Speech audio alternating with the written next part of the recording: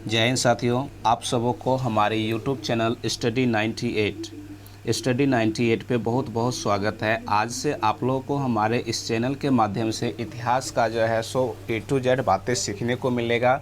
हम जो है सो आज से आपको जो है सो यहाँ से देख लीजिए भारतीय इतिहास का पहला जो है सो, क्योंकि भारतीय इतिहास को 3 कालखंडों में हम लोग बांट के पढ़ते हैं। पहले भाग को नाम देते हैं प्राचीन इतिहास, या फिर इसको हम प्राचीन भारत का इतिहास भी कह लेते हैं। उसके बाद मध्यकालीन भारत का इतिहास और तीसरे नंबर पर आधुनिक भारत का इतिहास हो जाता है। तो इस वीडियो में हम आपको सिखाने वाले हैं पाषाण काल को लेकर के उपस्थित हुए हैं, तो पाषाण काल के बारे में हम आपको सिखाने वाले हैं, ठीक है ना।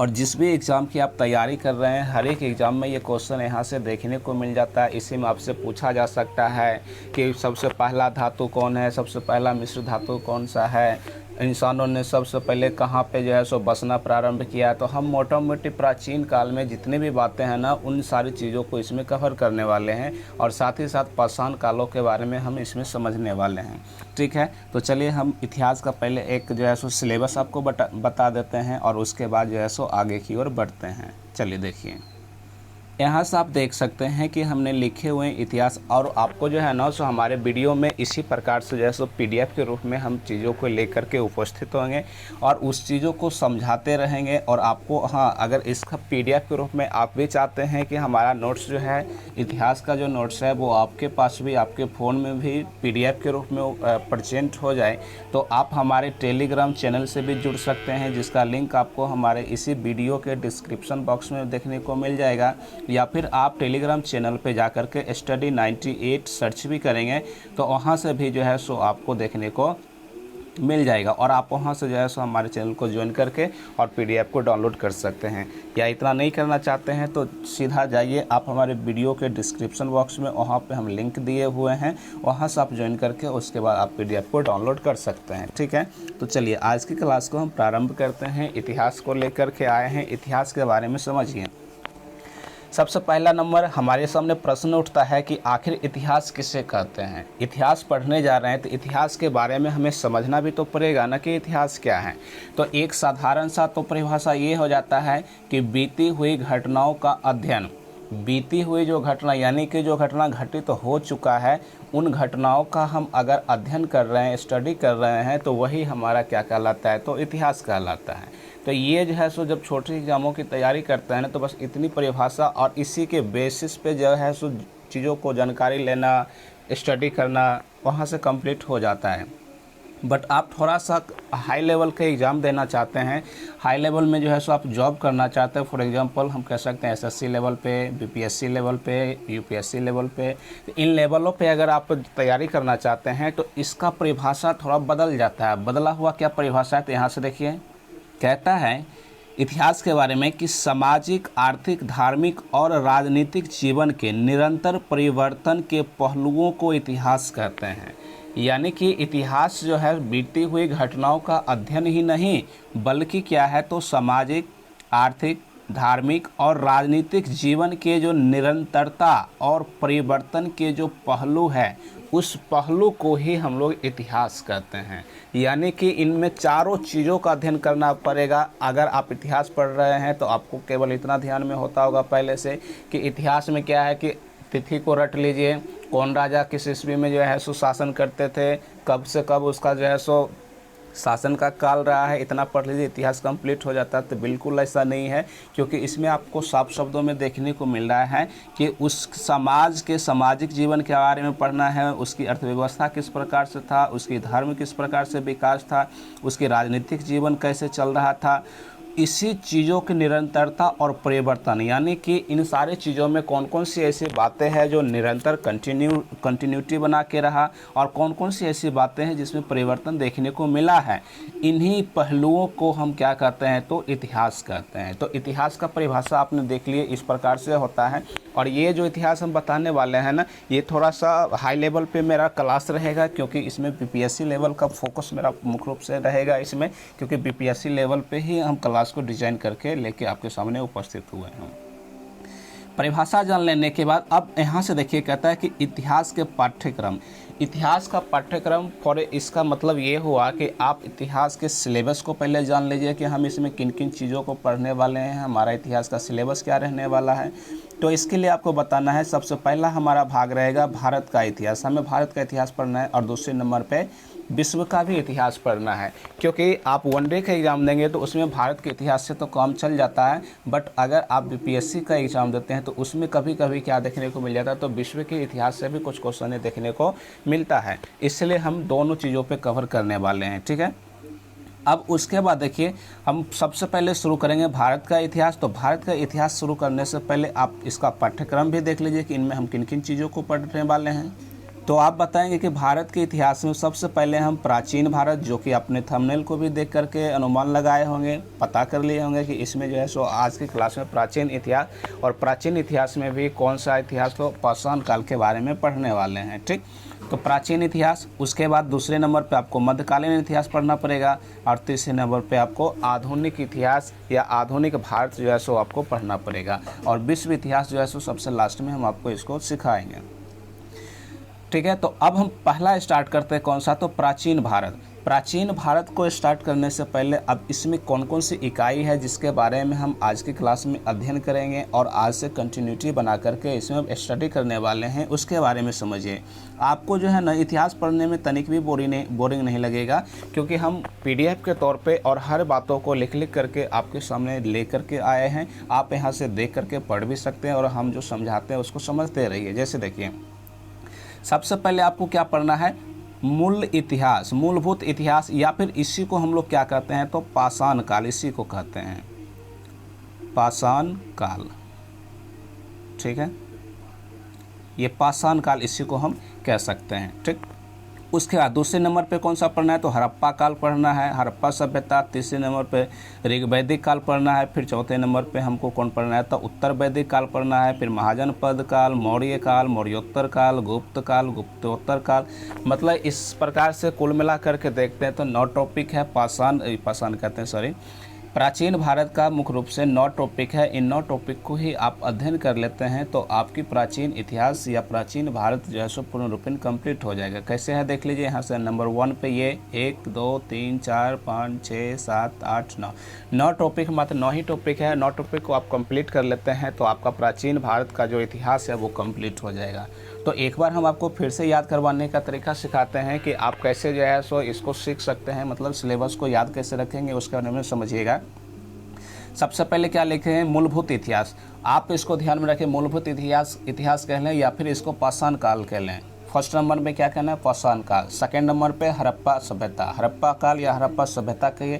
थर्ड पे आप ऋग वैदिक, उत्तर वैदिक, ऋग वैदिक और उत्तर वैदिक। उसके बाद क्या कहेंगे, महाजनपद काल। तो आप यहाँ से पाषाण काल और हड़प्पा काल को एक साथ रख लीजिए बांध के, और उसके बाद देखिए ऋग वैदिक, उत्तर वैदिक, ये दोनों को एक साथ कर लीजिए। तो कैसे याद रखेंगे आप, मूलभूत इतिहास या फिर पाषाण काल, हड़प्पा सभ्यता, पाषाण काल, हड़प्पा सभ्यता। तीसरे नंबर पर आ जाएंगे तो ऋग वैदिक काल, उत्तर वैदिक काल, ऋग वैदिक, उत्तर वैदिक। इस प्रकार से हो गया 4 गो।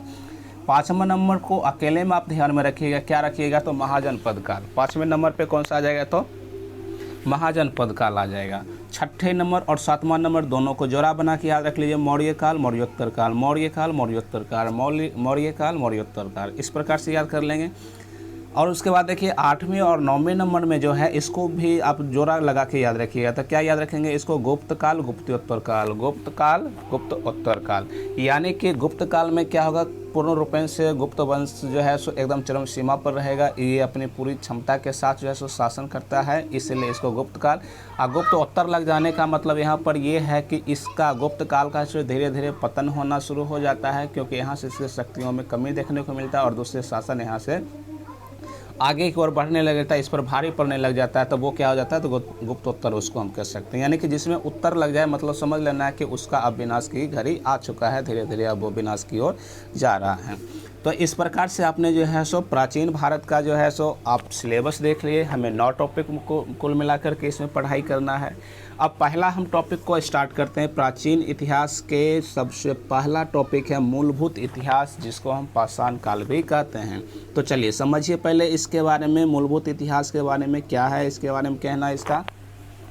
यहाँ से देखिए, जैसा कि कह रहा है आपसे पूछा जाएगा कि मूलभूत इतिहास सबसे इस धरती पर, या फिर आपसे पूछा जाएगा कि किस जो है सो पदार्थ का, मानव ने सबसे पहले किस पदार्थ का प्रयोग किया, तो आप उसके बारे में बताएंगे कि सबसे पहले प्रयोग करने वाला जो पदार्थ है वो कौन सा है, तो पत्थर। यानी कि सबसे पहले इंसानों ने पत्थरों को देखा, उसको समझा, उसी को जो है सो उसका अपना हथियार बनाया। शिकार करने के लिए जाते थे तो पत्थरों का ही जो है सो उपयोग करके जो है सो शिकार करते थे, और फिर जो है सो अपने शिकार को मार के काटने का तो कुछ था ही नहीं, नख उसका बढ़ा हुआ करता था, तो उसी से जो है सो वो उसको नोच नोच करके खाया करता था। तो सबसे पहले वो प्रयोग में लाने वाला पदार्थ कौन सा है, तो पत्थर। पत्थर के बाद पूछेगा कि कौन सी धातु का प्रयोग किए उन्होंने, तो तांबा आ जाएगा। फिर कौन सा किया, तो कांसा आ जाएगा। उसके बाद कौन सा आ गया, तो लोहा आ गया।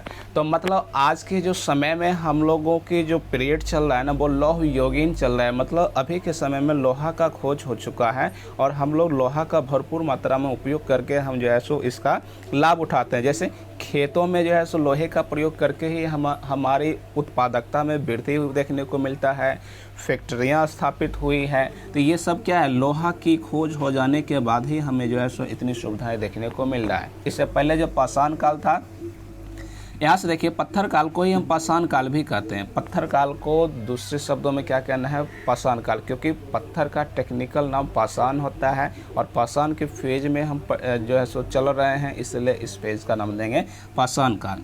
उसके बाद तांबा के फेज में जो काल होगा उसको हम ताम्र पाषाण काल कहने वाले हैं, ताम्र पाषाण काल। और कांसा के काल में जो युग चलेगा वो कांस्य युगीन चलेगा। हड़प्पा सभ्यता जो है वो आपका कौन सी युग कहलाएगा, तो वही आपका कांस्य युगीन काल कहलाएगा। हड़प्पा सभ्यता ध्यान में रखेंगे, कांस्य युगीन। ये आपसे क्वेश्चन बहुत बार पूछा भी गया है, पूछा भी जाता है। हड़प्पा सभ्यता को कौन सी युगीन कहते हैं, या किस प्रकार की सभ्यता है, तो आप क्या बोलेंगे, कांस्य युगीन सभ्यता। एक और क्वेश्चन हड़प्पा के बारे में पूछा जाता है कि हड़प्पा सभ्यता थे नगरीय सभ्यता या ग्रामीण सभ्यता, तो ये जो है सो हड़प्पा सभ्यता नगरीय सभ्यता था। इस बात को भी ध्यान में रखना है। तो यहाँ तक आपने समझ लिया, पत्थर को पाषाण काल, तांबा को ताम्र पाषाण काल, कांसा को कांस्य युगीन, लोहा को लौह युगीन। इस प्रकार से जो है आप इसका नाम देंगे, और इस सारी चीज़ों को आप याद रखिए कि किस प्रकार से जो है किसका क्या कालखंड रहा है, उसके बारे में समझना है ध्यान से, ठीक है। चलिए अब हम आगे की ओर बढ़ते हैं। यहाँ से समझिए, आपका क्वेश्चन यहाँ से प्रारंभ हो रहा है। इन सारे क्वेश्चनों को आपको ध्यान में रखना है। जैसे सबसे पहले आपसे क्वेश्चन पूछा जाएगा, रुकिए कलर चेंज कर लेते हैं थोड़ा सा, क्योंकि ये कलर मिसमैच हो जाता है। चलिए ठीक है, थोड़ा सा साइज भी छोटा कर लेते हैं, 1 मिनट। चलिए ठीक है, समझिए यहाँ पर क्या कह रहा है कि सबसे पहले मिश्र धातु, कौन सी मिश्र धातु को मानव ने सबसे पहले किस मिश्र धातु का प्रयोग किया, सबसे पहले किस मिश्र धातु का खोज हुआ, तो आप क्या बताएंगे इसका आंसर, कांसा। क्योंकि सीधा धातु कहता तो धातु में आपको जवाब देना था तांबा। सबसे पहले किस धातु का खोज हुआ, तो तांबा। लेकिन मिश्र धातु लगा दे, यहाँ पर मिश्र लगा दे, तो आप क्या बताएंगे, ये कांसा का खोज हुआ है। लेकिन जब इससे पहले हमने पढ़े थे तो उसमें क्या देखे थे कि तांबा का पहले, क्योंकि पहले देखे थे पत्थर था, उसके बाद तांबा आया, उसके बाद कांसा आया, उसके बाद लोहा आया। तो इन दोनों में सबसे पहले आया तो तांबा। तो तांबा क्या धातु है, लेकिन कांसा जो है वो मिश्र धातु है। सबसे पहले पूछे जाएगा मिश्र धातु कहेगा तो तांबा भले ही पहले आया, लेकिन तांबा मिश्र धातु नहीं होने के कारण ये जवाब गलत हो जाएगा। जबकि आपको मिश्र धातु कहेगा तो आप क्या बताएंगे, कांसा को, और धातु सीधा कहेगा तब आप तांबा को कहिए, तो आपका जवाब सही हो जाएगा। ये बहुत ही अच्छा क्वेश्चन, इंपॉर्टेंट क्वेश्चन था, ध्यान में रखिएगा इसको। अगला क्वेश्चन देखिए, कहता है हड़प्पा सभ्यता में सबसे ज़्यादा सामान किसका था। क्योंकि हड़प्पा सभ्यता आते आते हम लोग जानते हैं कि कांस्य युगीन हो चुका था, उस वक्त कांसे का खोज हो चुका था, तो हड़प्पा सभ्यता को हम लोग कांस्य युगीन कहते हैं। पर आपको ध्यान ये रखना है कि आपसे क्वेश्चन पूछा जा रहा है कि सबसे ज़्यादा किस सामान, कौन सी सामान था, किसका बना हुआ सबसे ज़्यादा सामान था। तो हम लोग जानते हैं कि उस वक्त पत्थर जो है सो प्रचुर मात्रा में जो है सो उपलब्ध था, तो पत्थर जो है, पत्थरों का औजार बहुत ज़्यादा मात्रा में था। कांसा का उस वक्त जो है सो खोज हो चुका था, तो कहीं कहीं थोड़ा बहुत जो है सो देखने को मिलता था, इसलिए उस युग को कांस्य युगीन तो कह दिया, लेकिन कांसा का प्रयोग ज़्यादा नहीं होता था। तो ये भी बहुत अच्छा क्वेश्चन था, क्योंकि आप लोग डायरेक्ट जानते हैं कि हड़प्पा सभ्यता कांस्य युगीन सभ्यता है, और कांसा लगा के आ जाएंगे तो वो आपका गलत हो जाएगा। तो ध्यान में रखेंगे इसका आंसर क्या हो जाएगा, तो पत्थर हो जाएगा। उसके बाद अगला क्वेश्चन है, सबसे पहला चक्का यानी कि मानव ने जो चक्का का प्रयोग किया वो किसका बना हुआ था, पत्थर का बना हुआ था कि लोहा के बना हुआ था, या फिर हम कह सकते हैं कि कांसा के बना हुआ था। तो आप क्या बताएंगे, इसका आंसर हो जाएगा कि वो लकड़ी का बना हुआ था। ठीक है, लकड़ी का, क्योंकि उस वक्त के समय में किसी भी प्रकार का टेक्निक नहीं था जिसके आधार पर बड़े बड़े पत्थरों को कैसे गोल कर सकते थे वो लोग सब। थोड़ा सा सोचने वाली बात है।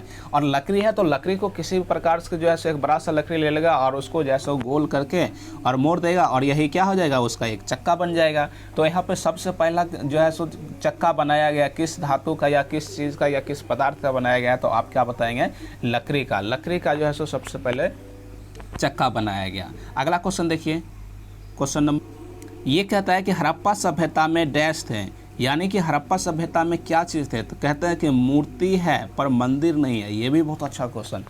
हड़प्पा सभ्यता में जगह जगह पे मूर्ति जरूर देखने को मिला है, लेकिन किसी मूर्ति का एक प्रॉपर मंदिर जो होता है, जैसे हम लोग आज के समय में क्या करते हैं कि अपने ईश्वरों को जो है सो कहाँ रखते हैं, मंदिर बना करके, और उसके बाद जो है सो वहाँ पर हम लोग पूजा पाठ भी करने के लिए जाते हैं ना।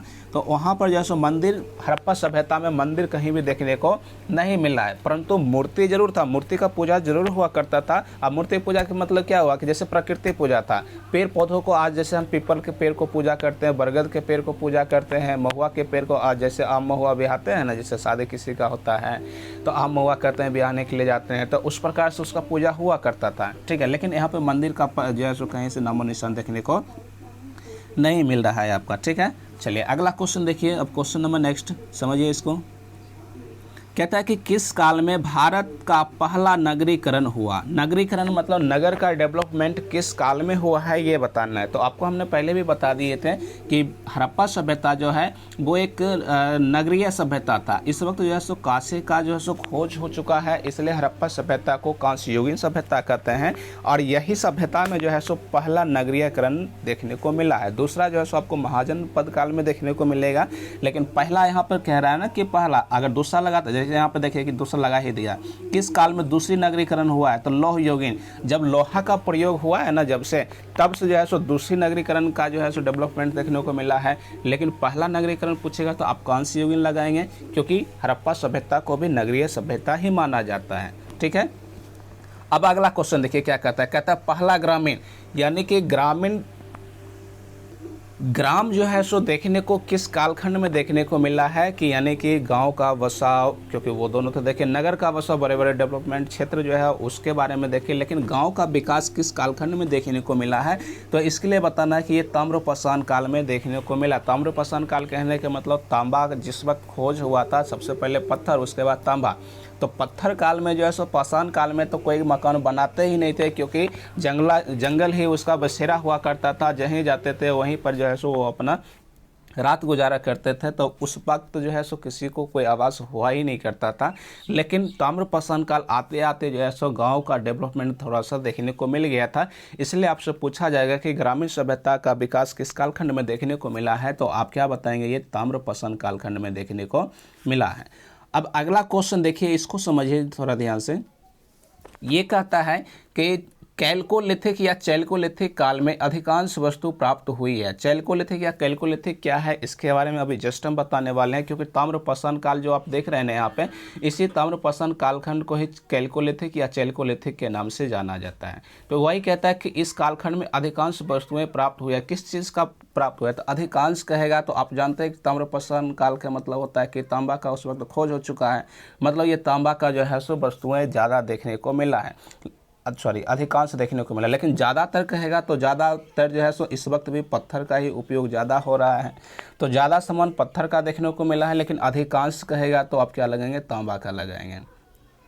उसके बाद अभी जैसा कि हमने यहाँ पर देख लिया कि चैल्कोलिथिक या कैल्कोलिथिक की जो चर्चा कर रहा है, तो यहाँ पे कोई किस कालखंड को किस नाम से जाना जाता है उसके बारे में समझ लीजिए। जैसे यहाँ पर कहता है कि पाषाण काल, तो आप इसको पाषाण काल भी कह सकते हैं, या फिर टेक्निकल वर्ड में इसको आप लिथिक, चैल्कोलिथिक और वहाँ पर कैल्कोलिथिक जो चर्चा कर रहा है ना, तो यहाँ पर पाषाण काल को सिर्फ और सिर्फ लिथिक कहते हैं। उसके बाद ताम्रपाषाण काल को चैल्को या फिर कैल्कोलिथिक कहते हैं।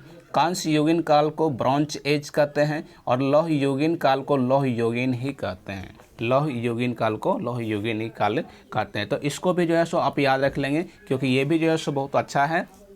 क्योंकि कई बार जो है सो आपको ताम्रप्रश्न काल ना दे करके चैल्कोलिथिक या कैल्कोलिथिक नाम दे देगा। जैसे कि यहीं पे आप देख सकते हैं, ये क्वेश्चन कह रहा था ना कि चैल्कोलिथिक या कैल्कोलिथिक काल में अधिकांश वस्तुएं प्राप्त है। तो आप इसका मतलब ही नहीं समझेंगे तो फिर तो आपका क्वेश्चन गलत हो जाएगा ना, इसलिए आपको इसको भी ध्यान में रखना है। ठीक है, अब आगे की ओर बढ़ते हैं। आगे देखिए क्या हम लेके आए हैं आपके लिए, समझिए इसको। हाँ देखिए आगे यहाँ समझिए, इतिहास के बारे में कहा गया है कि इतिहास को जो है सो हम लोग प्राचीन इतिहास को 3 भागों में बांटे हैं। 3 भागों में बांटे हैं। सबसे पहला भाग को प्राग ऐतिहासिक काल कहे हैं, दूसरे भाग को आदि ऐतिहासिक काल और तीसरे भाग को ऐतिहासिक काल। अब ये होता क्या है इसके बारे में थोड़ा समझ लीजिए। प्राग ऐतिहासिक काल कहेगा ना, तो इस कालखंड में जो है सो कोई भी चीज़ जो है सो लिखित रूप से इसका प्रमाण नहीं मिला है। पुरातत्व के आधार पे जो है सो साक्ष्य मिला है कि कोई भी चीज़ का उपयोग किया जाता था कि नहीं किया जाता था। इसका जो है सो पुरातत्व कहने का मतलब ये हुआ कि ज़मीन के नीचे से या कहीं पे जो है सो कोई चीज़ गिरा हुआ है अवशेष के रूप में, तो उसको उठा करके और उसके बाद जो है सो उसको चेक कीजिए कि ये कौन से पदार्थ है, तो इसको हम पुरातत्व पदार्थ कहते हैं, पुरातत्विक पदार्थ कहते हैं। और यहाँ पर लिखित मतलब ये हुआ कि साहित्यिक स्रोत, तो यहाँ पर साहित्यिक स्रोत देखने को नहीं मिला है। तो आप बताएंगे कि वह कालखंड जिसमें लिखित कोई प्रमाण ना हो, केवल पुरातत्विक स्रोत के आधार पर जो है सो कालखंड का डिजाइन किया गया हो, तो उसको हम जो है सो प्राग ऐतिहासिक काल कहेंगे। और दूसरा है आदि ऐतिहासिक काल। तो इस कालखंड में क्या है कि लिखे हुए जो चीज़ है वो भी मिला है और पुरातत्व जो है वो भी मिला है। लिखे हुए चीज़ भी मिला है, पुरातत्व जो है वो भी मिला है, दोनों साक्ष्य उपस्थित है। तो ऐसे कालखंड को आदि ऐतिहासिक कालखंड कहेंगे। परंतु सोचने वाली बात यहाँ पर यह है आपको थोड़ा सा कि हड़प्पा सभ्यता जो है वो आदि ऐतिहासिक कालखंड का ही हिस्सा माना जाता है, क्योंकि इस कालखंड में जो चीज़ें लिखा हुआ प्रमाण देखने को मिला है उसको हम लोगों में से कोई इसको पढ़ नहीं पाए हैं। तो पढ़ नहीं पाने के कारण है इस कालखंड को क्या कहना है, तो आदि ऐतिहासिक कालखंड कहना है। तो समझ गए इसमें। तो यानी कि वह कालखंड जिसमें लिखित प्रमाण तो है परंतु उसको पढ़ा नहीं जा सका है, तो उसी कालखंड को आदि ऐतिहासिक कालखंड कहते हैं। और तीसरा नंबर पे है ऐतिहासिक कालखंड। ऐतिहासिक कालखंड के बारे में बताना है कि वह कालखंड जिसमें लिखित भी साक्ष्य है और पुरातात्विक भी साक्ष्य है, दोनों प्रमाण उपस्थित है और लिखे हुए चीज़ों को हम पढ़ भी पा रहे हैं, तो ऐसे कालखंड को ही हम ऐतिहासिक कालखंड कहते हैं। और आपको जो प्राचीन इतिहास, मध्यकालीन इतिहास और आधुनिक इतिहास जो आप देख पा रहे हैं वो ऐतिहासिक कालखंड का ही 3 भाग हैं। 3 भाग में प्राचीन, मध्य और आधुनिक जो देख रहे हैं वो यहाँ से स्टार्ट होता है। और इससे पूर्व की जो कालखंड है वो आपका पाषाण काल छूट जाता है, प्राग ऐतिहासिक कालखंड छूट जाता है, आदि ऐतिहासिक कालखंड छूट जाता है। तो हम आपको 0 से लेकर के स्टार्ट किए हैं, क्योंकि मानव जिस वक्त से रहना स्टार्ट किया है इस धरती पे, किस पदार्थों का खोज किया, किस पदार्थों का उपयोग किया करता था, उन सारे चीज़ों को हम इसमें चर्चा कर रहे हैं। ठीक है, उसके बाद आपसे पूछा जाएगा कि आदि ऐतिहासिक कालखंड में किसको किसको रखते हैं। तो आप यहाँ से देखिए, बताइए कि हड़प्पा सभ्यता को रखते हैं, ऋग्वैदिक को रखते हैं और उत्तर वैदिक को रखते हैं। इस 3 प्रकार के जो कालखंड है ना, इसको हम आदि ऐतिहासिक कालखंड के अंतर्गत रखते हैं। और इसके बाद का जो भी फेज चल रहा है, जैसे कि महाजनपद काल हो गया, उसके बाद यहाँ से देख सकते हैं कि मौर्य काल, मौर्योत्तर, गुप्तोत्तर, और यहाँ से चलते चलते आज तक का जो समय है ना, वो सब के सब किसके अंतर्गत आ जाएगा, तो ऐतिहासिक कालखंड के अंतर्गत आ जाएगा। ठीक है, चलिए अब इसके बाद आगे की ओर देखते हैं। यहाँ से आप समझिए कि यहाँ से थोड़ा सा संवत का जो कॉन्सेप्ट है, इस कॉन्सेप्ट को भी लीजिए, क्योंकि इससे पहले जो भी चीज़ें था वहीं तक कंप्लीट था। उसके बाद और भी इसमें जो है सो सीखने को मिलेगा, ऐसा नहीं कि ये कंप्लीट हो गया। जैसे देखिए पाषाण काल का फेज जो है सो फिर से अब यहाँ से भी स्टार्ट हो रहा है। पाषाण काल को भी 3 कालखंडों में बांटते हैं, तो उसके बारे में भी पढ़ना है। लेकिन उससे पहले थोड़ा सा संवत के बारे में आपको बता दें कि संवत का मतलब क्या होता है। यहाँ से समझिए, इसमें बताया गया है कि जैसे एक संवत का मतलब समझना है कि ये जो है सो एक लाइन खींच देना है और बीच में जो 0 वाला पॉइंट होता है ना, इस वक्त को हम ईसा संवत कहते हैं। क्योंकि आज के जो समय में हम लोग 2021, 2022, 2023 इस प्रकार से जो ईस्वी पढ़ते हैं ना, इसका स्टार्टिंग पॉइंट कहाँ से है, तो इसके बारे में बताया गया है कि ईसा मसीह के जो जन्म है इसी के उपलक्ष्य में जो है सो संवत दिया गया। संवत का मतलब साल होता है। माना गया कि साल जो है सो या दिन जो है सो यहीं से स्टार्ट हुआ है। तो इसका मतलब ये नहीं है कि यहीं से स्टार्ट हुआ है, बल्कि संवत चलाने वाले कई राजा होंगे जो अपने विजय युद्ध में जब विजय हो जाते थे ना, तो वो अपनी जीत की खुशी में जो है सो नए संवत का शुरुआत करते थे। जैसे यहाँ पर भी आप देख सकते हैं, विक्रम संवत हो गया, शक संवत हो गया, गुप्त संवत हो गया, और ये ईसा संवत एक अलग ही संवत है जो आज के समय में हम लोग ईसा संवत को ही क्या कर रहे हैं, फॉलो कर रहे हैं, क्योंकि इसी के हिसाब से आज जो 2022 के जो फेज हम देख रहे हैं वो ईसा संवत के अकॉर्डिंग चल रहा है। लेकिन और भी राजा जैसे विक्रम संवत चलाए, शक संवत चलाए, गुप्त संवत चलाए, तो ये सारी संवतें भी है, साल है, इसके बारे में भी हमें नॉलेज रखना है कि कौन से राजा किस युद्ध को विजय के उपलक्ष्य में जो है सो संवत नया चलाया था उसके बारे में। यहाँ पर देखिए संवत के बारे में बताना है कि ईसा मसीह के जन्म के दिन से जो है सो हम दिन को जीरो मानते हुए, और उसके बाद इसके दाएं ओर अगर हम बढ़ते हैं तो उसको हम एडी के रूप में मानते हैं, और जीरो के जब बाएं ओर चलते हैं तो इसको हम बीसी का मतलब मानते हैं। बीसी का मतलब होगा कि बिफोर क्राइस्ट। यहाँ पर देखिए लिखा हुआ इंग्लिश में आपको बिफोर क्राइस्ट होता है। इसका मतलब बिफोर क्राइस्ट कहने का मतलब ये हुआ कि ईसा मसीह के जन्म से पूर्व का जो समय है, यानी कि ये जो जन्म लिए तब से ही ना इसका भी दिया गया, ईसा मसीह या ईसा संवत दिया गया। लेकिन इससे पहले भी तो कालखंड चला हुआ करता था ना, तो इससे पहले के जो कालखंड रहा ना, उस कालखंड को हम बीसी नाम देते हैं, बिफोर क्राइस्ट। और जब ये ईसा मसीह जन्म ले लिए तब से ये कहा कि नहीं, अब यहाँ से जो है सो कालखंड प्रारंभ होगा और ईस्वी और साल जो है सो यहीं से प्रारंभ होगा। तो इसको हम ईस्वी के नाम से जानते हैं, ईसा संवत के नाम से जानते हैं, और इसी को इंग्लिश में एडी के नाम से जानते हैं। इसका मतलब होता है एनो डोमिनी। एनो डोमिनी होता है इसका मतलब, ठीक है। तो ये आप समझ गए, एनो डोमिनी हो गया। उसके बाद आगे देखिए, अब कुछ राजा जो है सो बहुत सारे ऐसे भी राजा हुए हैं जो अपनी विजय के खुशी में, यानी कि युद्ध लड़ते थे, युद्ध लड़ने में विजय हासिल करते थे, जीतते थे, तो उसके उपलक्ष्य में भी जो है सो कहते थे कि नहीं, किसी भी संवत को मत मानो, यहाँ से जो है सो दिन की शुरुआत होता है, शुभ दिन यहाँ से माना जाएगा। अब यहीं से जो है सो 1 साल 2 साल 3 साल या 2000 3000 जो भी फेज आएगा ना, यहाँ से प्रारंभ माना जाएगा। तो वो कौन कौन से राजा हुए, जैसे यहाँ पर देखिए विक्रम संवत चलाने वाला कौन से राजा है, तो इसके बारे में आप बताना है कि विक्रमादित्य ने शक शासक को पराजित किया। इसी के उपलक्ष्य में जो है सो विक्रम संवत प्रारंभ किए। कब प्रारंभ किए, तो ये 57 बीसी में किए थे। यानी कि ये ईसा जी का, यानी ईसा के जन्म के पूर्व यानी 57 साल पहले से ही विक्रम संवत चला हुआ आ रहा था, लेकिन इस संवत को ना मान करके ईसा मसीह जो है सो अपना नया संवत चला लिए थे। तो आपसे ये ऑब्जेक्टिव बहुत अच्छा क्वेश्चन पूछा जाएगा कि विक्रम संवत किसने चलाया था, विक्रमादित्य ने। किस उपलक्ष्य में, तो शकों को पराजय करने के उपलक्ष्य में, क्योंकि इसका जो है सो लड़ाई शक शासक के साथ होता है और उसको जो है सो पराजित कर देते हैं, और तब से जो है सो एक संवत प्रारंभ करते हैं जिसको हम विक्रम संवत के नाम से जानते हैं, ठीक है। उसके बाद यहाँ देख सकते हैं कि शक संवत किसने चलाया, तो कनिष्क ने चलाया। क्यों चलाया, तो इसका राज्याभिषेक हुआ, मतलब ये जब राजा बना था तो राजा बनने के उपलक्ष्य में जो है सो अपना एक नया ही संवत प्रारंभ कर दिए थे जो शक संवत के नाम से जाना जाता है। तो आपसे ये भी क्वेश्चन पूछा जाएगा कि कनिष्क ने किस उपलक्ष्य में शक संवत को चलाया था, तो उसके राज्याभिषेक हुआ इसलिए।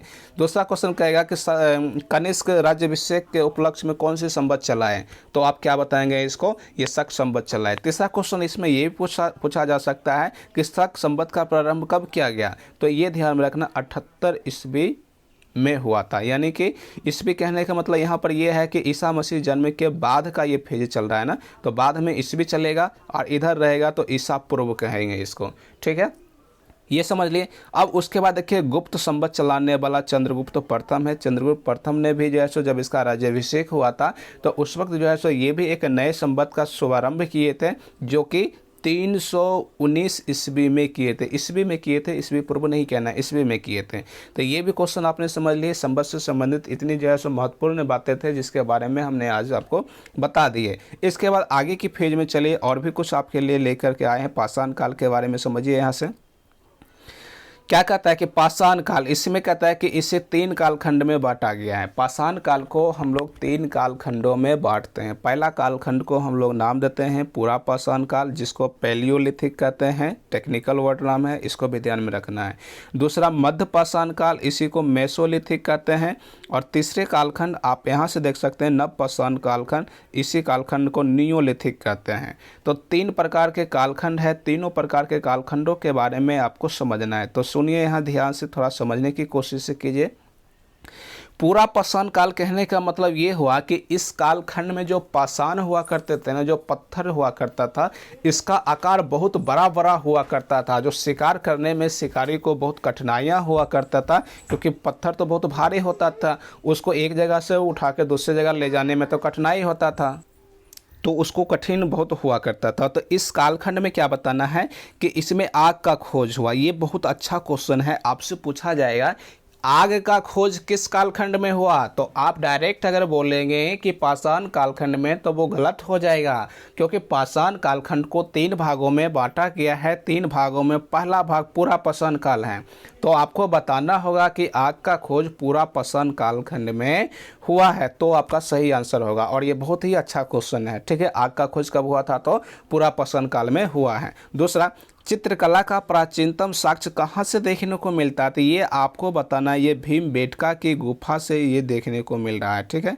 भीमबेटका की गुफा, भीमबेटका की गुफा जो कि कहाँ है, तो मध्य प्रदेश में है, समझ गए ना। मध्य प्रदेश में एक गुफा है जो भीमबेटका के नाम से जाना जाता है। और यहीं पर जो है सो प्रारंभ में प्राचीनतम साक्ष्य चित्रकला, चित्रकला कहने का मतलब उस समय के लोग जब आग का खोज कर लिया था ना, तो वो बसेरा करने के लिए किसी गुफाओं में रहने लग गए थे। और वो तब तक ये भी जान गए थे कि आग से जो है सो जानवर लोग हरकते हैं, डरते हैं, इसलिए वो आग को जला करके क्या करते थे, अपनी सुरक्षा के लिए गुफाओं में आग जो है सो किसी जगह पे जला करके रख दिया करते थे, ताकि उसमें कोई जानवर प्रवेश ना कर सके। और उसी में खाली स्थान में बैठे बैठे अगर आकृति बनाना हो तो जैसे ऐसे बना दिए, ऐसे ऐसे करके बना दिए, ऐसे ऐसे बना दिए, मुंडी ऐसे करके बना दिए। तो मतलब इतना ही आकृति जो है सो उस वक्त के समय में बहुत बड़ी मायने रखता था, और इसी को जो है सो चित्रकला नाम दे दिया गया है। यानी कि चित्रकला का प्राचीनतम साक्ष्य कहाँ से देखने को मिलता है, तो भीमबेटका के गुफा से, जो कि कहाँ है, तो मध्य प्रदेश में, ठीक है। तो इतना आप समझ गए। अब दूसरा समझिए यहाँ से मध्य पाषाण कालखंड के, इसके बारे में देखिए, इसी को हम क्या कहते हैं, तो मेसोलिथिक कहते हैं। और इस कालखंड में पशुपालन शुरुआत हुआ, यानी कि जो मनुष्य आदि मानस हुआ करता था, वनमानुष हुआ करता था, वो भटकने का काम क्या करता था, दिन रात भोजन की तलाश में ही इधर उधर भटका करता था, वो मनुष्य अब पशुपालन करना शुरू कर दिए हैं, यानी कि जानवरों को पालना प्रारंभ कर दिए हैं, और उसी के साथ शिकार भी क्या करते हैं। तो वो आपसे पूछा जाएगा कि मानव ने सबसे पहले जो है सो पशुपालन, पशुओं को पालना किस कालखंड में प्रारंभ किया, तो आप क्या बताएंगे, ये मध्य पाषाण काल की बात है। मध्य पाषाण कालखंड में क्या हुआ, तो पशुपालन प्रारंभ हुआ। दूसरा, आपसे ये अच्छा क्वेश्चन पूछा जा सकता है कि मानव ने सबसे पहले किस जानवर को अपना पालतू जानवर बनाया, मानव ने किस जानवर को अपना सबसे पहले पालतू जानवर बनाया, तो आपका जवाब क्या हो जाएगा, कुत्ता। कुत्ता जो है सो आज के समय में भी हम देखते हैं कि लगभग गरीब परिवार से लेकर के अमीर परिवार तक हर घर में, लगभग हर घर में जो है सो कुत्ता, या हर टोला, हर समाज, गांव, मोहल्ला, हर एक जगह पर जो है सो कुत्ता देखने को मिलता है। क्योंकि कुत्ता जो है सो पालतू पशु माना जाता है, पालतू जानवर। वो उसको जो सिखाया जाता है ना, वो वही चीज़ करता है, जल्दी किसी का हानि नहीं पहुँचाता है।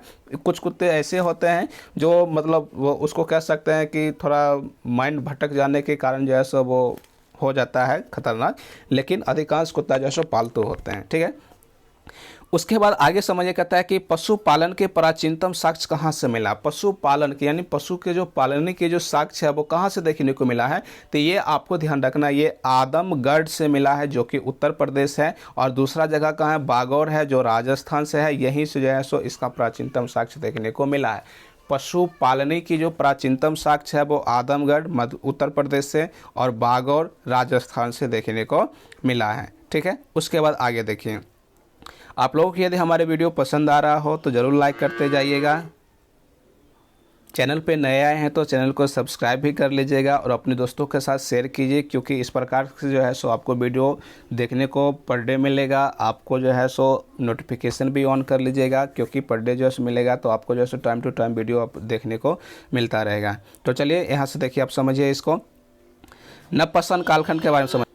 इसमें आपको बताना है कि इसमें मानव जो है सो खाद्य संग्राहक से खाद्य उत्पादक बन गया, यानी कि इसमें बहुत बड़ा बदलाव देखने को मिलता है। जो मनुष्य दर दर भटक भटक के केवल और केवल अपने भोजन को संग्रह करने के पीछे दौड़ता था, भागता था, दिन रात जो है सो इधर उधर भटकते रहता था, सिर्फ और सिर्फ क्या करने के लिए, तो खाद्य को संग्रह करने के लिए।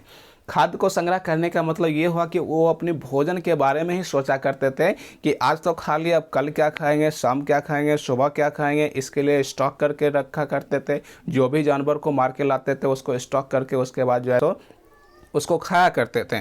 तो इसमें बहुत बड़ा बदलाव ये देखने को मिलता है कि इस वक्त जो है सो मनुष्य खाद्य संग्राहक से खाद्य उत्पादक, उत्पादक मतलब अब ये संग्रह नहीं कर रहा है बल्कि खुद पे खुद जो है सो उत्पादन कर रहा है। मतलब कृषि का आविष्कार देखने को यहीं से मिल रहा है, समझ गए ना।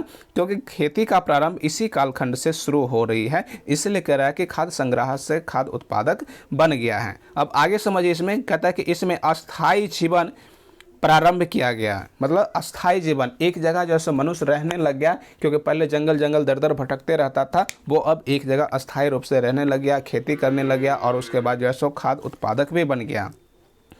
आगे कहता है कि इसमें कृषि, पहिया, चाक, मृतभान का प्रयोग होने लगा, यानी कि इसी कालखंड में जो है सो कृषि का विकास हुआ, पहिए का विकास। जो आप पहिया जानते हैं ना कि आज के समय में जो पहिया है वो लकड़ी का जो पहिया था, उसके बारे में जो बताए थे, सबसे पहले किस धातु का या किस पदार्थ का पहिया बनाया गया था, तो लकड़ी का। उसके बाद चाक हो गया, मृतभांड हो गया। तो ये सभी क्या है कि मिट्टी से बनने वाली आकृति, जिसको हम घड़ा कहते हैं ना, वो आकृति मृतभांड कहलाता है। सबसे पहला पहिया किसका है, तो देख रहे हैं कि लकड़ी का बना हुआ है, तो इसको हम पहले भी बता दिए थे। चलिए अब आगे देखते हैं। अब इस क्वेश्चन को समझिए, कहता है कि कृषि का प्राचीनतम साक्ष्य कहाँ से देखने को मिला। तो ये सब VVI क्वेश्चन बनता है। हम आपसे रिक्वेस्ट करेंगे कि ये सारी क्वेश्चन आप याद कर लीजिएगा, बहुत अच्छा रहेगा आपके लिए, एग्जाम में ये सारे क्वेश्चन देखने को मिलेगा, ठीक है ना। तो देखिए, कृषि का प्राचीनतम साक्ष्य कहाँ से मिला है, तो इसके लिए बताना है कि मेहरगढ़, बलूचिस्तान, यानी कि जो पाकिस्तान में बलूचिस्तान है वहाँ से मिला है, से प्राप्त हुआ है। तो ये जो है सो कृषि का प्राचीनतम साक्ष्य दो जगहों से, एक मेहरगढ़ और दूसरा बलूचिस्तान, जिसमें कि बहुत ही इंपॉर्टेंट बन जाता है मेहरगढ़। मेहरगढ़ के बारे में आपको बहुत अच्छे से ध्यान रखना है। और दूसरा क्षेत्र है बलूचिस्तान, जो पाकिस्तान के क्षेत्रों में देखने को मिल जाता है, ठीक है। अगला क्वेश्चन है, भारत में कृषि की प्राचीनतम साक्ष्य। भारत में जो कृषि के जो प्राचीनतम साक्ष्य है वो कहाँ से देखने को मिला, तो ये आपका कोलडेहबा में देखने को मिला, जो उत्तर प्रदेश में है, ठीक है ना, उत्तर प्रदेश में। कोलडेहबा में जो है सबसे पहले चावल का प्राचीनतम साक्ष्य देखने को मिला है, तो इसको भी ध्यान में रखना है। भारत में कौन सी जगह है, तो कोलडेहबा है। अगला है कि गर्त निवास का प्राचीनतम साक्ष्य कहाँ से मिला है, तो ये बुर्ज होम में, जो कि जम्मू कश्मीर में है, और कहाँ से, गुफक कराल से प्राप्त हुआ है। गर्त निवास कहने का मतलब ये हुआ कि जब पहले के समय में इंसान मरते थे ना, उनकी मृत्यु होता था, तो गड्ढे खोद करके और उसके बाद उसको उसी में दफना दिया जाता था, तो इसको हम गर्त निवास कहते हैं। इसका साक्ष्य सबसे पहले कहाँ देखने को मिला, तो बुर्ज होम में, जो कहाँ है, तो जम्मू कश्मीर में, और दूसरा कहाँ है, तो गुफक कराल से प्राप्त हुआ है, ठीक। उसके बाद अगला देखिए, बुर्ज होम में मालिक के साथ कुत्ता को दफनाया गया है। यानी कि अगला क्वेश्चन है, आपसे पूछा जाएगा कि बुर्ज होम में मालिक के साथ किससे दफनाया गया है, तो आपको ध्यान रखना है कुत्ता को दफनाया गया, क्योंकि कुत्ता जो है सो इस वक्त पालतू पशु बन चुका है, और पालतू पशु बन जाने के कारण लोगों को ऐसा मानना था कि इसकी सेवा के लिए या शिकार में मदद करेगा, इसलिए जो है सो मालिक की अगर मृत्यु हो गया है तो इसके साथ साथ जो है सो उसके जो कुत्ता है, पालतू पशु कुत्ता है, उसको भी दफना दिया जाए, ताकि ऊपर जाकर के वे क्या हो सके, तो उसको शिकार करने में मदद कर सके। तो ऐसी सोच भी उस समय के लोग रखते थे। अगला क्वेश्चन देखिए, मेहरगढ़ में मालिक के साथ क्या मिला है, यानी कि बुर्ज होम में मालिक के साथ कुत्ता मिल गया है, और मेहरगढ़ में जो है सो मालिक के साथ बकरी को दफनाया गया है, क्योंकि इस वक्त जो है सो बकरी भी क्या हो चुका है, पालतू जानवर बन चुकी है, तो बकरी को भी दफनाया गया है मालिक के साथ, ठीक है। अब कुछ टेक्निकल वर्ड है, इसको भी जरा समझ लीजिए, सीख लीजिए, क्योंकि यही सारे क्वेश्चन आ जाएगा, तो उस वक्त जो है सो आपका पसीना छूट जाएगा। अगला देखिए क्या कहता है, ताम्रपाषाण काल, जिसको हम चैल्कोलिथिक या कैल्कोलिथिक के नाम से जानते हैं। इसमें कहता है कि पहली बार कृषक ग्रामीण संस्कृति बसाया गया था, है ना, कृषक ग्रामीण संस्कृति का उदय हुआ। तो आपसे यही क्वेश्चन पूछा जाएगा, कृषक ग्रामीण संस्कृति का उदय किस कालखंड में देखने को मिल जाता है, तो आप क्या बताएंगे, ताम्रपाषाण कालखंड में होता है, ठीक है। अब इसमें कहता है कि कुछ महत्वपूर्ण और भी संस्कृतियां हैं, जो कौन कौन है तो देख लीजिए यहाँ से। जॉर्वे संस्कृति है, जो कहाँ में देखने को मिलता है तो महाराष्ट्र में देखने को मिलता है। कायथा संस्कृति है, मध्य प्रदेश में देखने को मिलता है। मालवा संस्कृति, ये भी मध्य प्रदेश में।